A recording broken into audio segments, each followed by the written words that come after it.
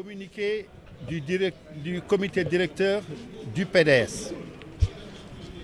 Le comité directeur du Parti démocratique sénégalais, PDS,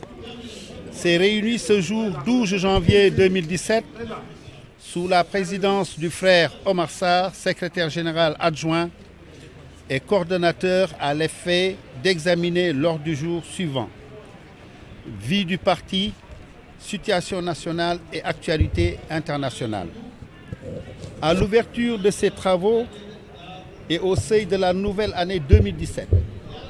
le comité directeur présente ses meilleurs vœux de bonheur, de santé et de paix à tous les Sénégalais, à toutes les Sénégalaises, aux Africains et aux Africaines vivant chez eux en territoire africain du Sénégal et à tous nos amis étrangers présents dans notre pays. Ces vœux s'adressent aussi à tous les militants et responsables du parti, ainsi qu'à nos frères et sœurs des partis alliés qui font face avec courage et détermination aux outrages d'un régime autoritaire qui ne cesse de porter atteinte à leurs droits et libertés. Le comité directeur dénonce avec la dernière énergie les graves atteintes contre notre démocratie, naguère citée en exemple, et met solennellement en garde Macky Sall, qu'il tient personnellement pour responsable des conséquences qui peuvent en résulter. Pour s'assurer un improbable deuxième mandat, Macky Sall, prenant prétexte de la nouvelle carte d'identité de la CEDEAO, entreprend avec la complicité de son ministre de l'Intérieur de se confectionner un fichier électoral sur mesure duquel il voudrait soustraire tous ceux qui votent dans les endroits qui lui sont défavorables. Le processus de renouvellement des cartes d'identité et d'électeurs n'est ni fiable ni maîtrisé et ne permet en l'état actuel au plus grand nombre de Sénégalais de les obtenir paisiblement. Le comité directeur exige la démission immédiate du ministre de l'Intérieur, artisan et acteur avec Macky Sall des manipulations frauduleuses et la nomination d'une personnalité neutre pouvant s'occuper de toutes les questions concernant le processus électoral. Le comité directeur félicite le groupe parlementaire des libéraux et démocrates qui, avec la présidente à sa tête, a participé au Parlement au combat pour un processus électoral transparent, apte à assurer une expression libre et transparente du suffrage des citoyens. Pour limiter la portée de ce combat et des débats en session, le régime n'a pas hésité à convoquer le Parlement dans des conditions fort rocambolesques un 31 décembre, dernier jour de l'année.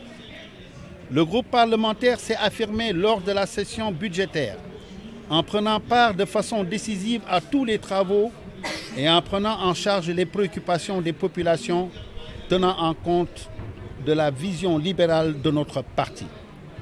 Le comité directeur s'insurge encore et dénonce l'instrumentalisation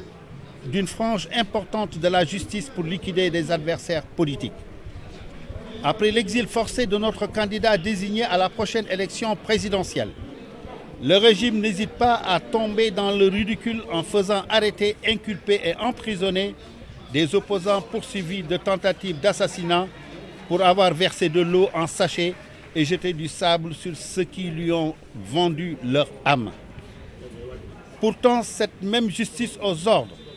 reste étrangement aveugle et muette lorsqu'il s'agit des scandales et tribulations de la famille et du clan présidentiel cité et impliqué dans toutes les affaires au faux roulant de corruption et de détournement. Avec eux, notre pays est livré aux intérêts étrangers,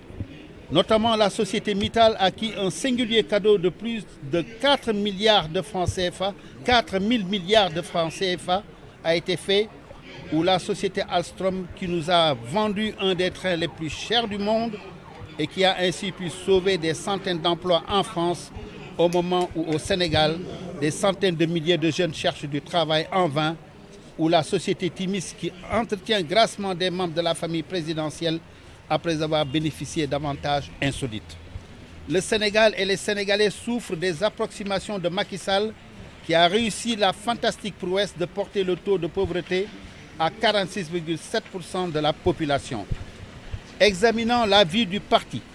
le comité directeur tient à féliciter particulièrement le secrétaire général national pour la justice et l'opportunité des instructions qu'il a données d'entreprendre une tournée nationale dans toutes les sections du pays. Partout, les militants et responsables des différentes sections ont fait preuve d'enthousiasme et ont accueilli les membres de la délégation du comité directeur dans la plus grande ferveur, marquant leur détermination à marcher dans l'unité vers la victoire et bouter dehors un régime dangereux parce qu'incapable et sans vision. Le comité directeur, en les félicitant pour leur mobilisation, demande à tous les militants et responsables de traduire en actes les instructions du secrétaire général national, de serrer les rangs et de travailler ensemble dans l'unité, la responsabilité et la vigilance militante. Il appelle les partis frères et alliés, ainsi que les différents partis de l'opposition, à faire preuve d'audace et de détermination pour s'unir dans une perspective unique, arrêter et faire partir le régime incapable de Macky Sall dès les prochaines élections législatives. Examinant la situation en République sœur de Gambie,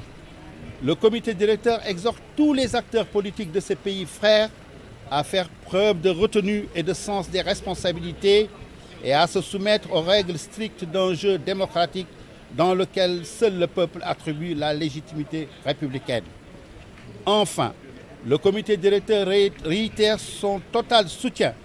au peuple de Palestine et salue la résolution univoque des Nations Unies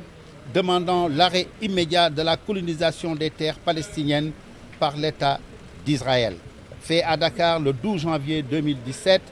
pour le comité directeur, le secrétaire général national adjoint Omar Sarr.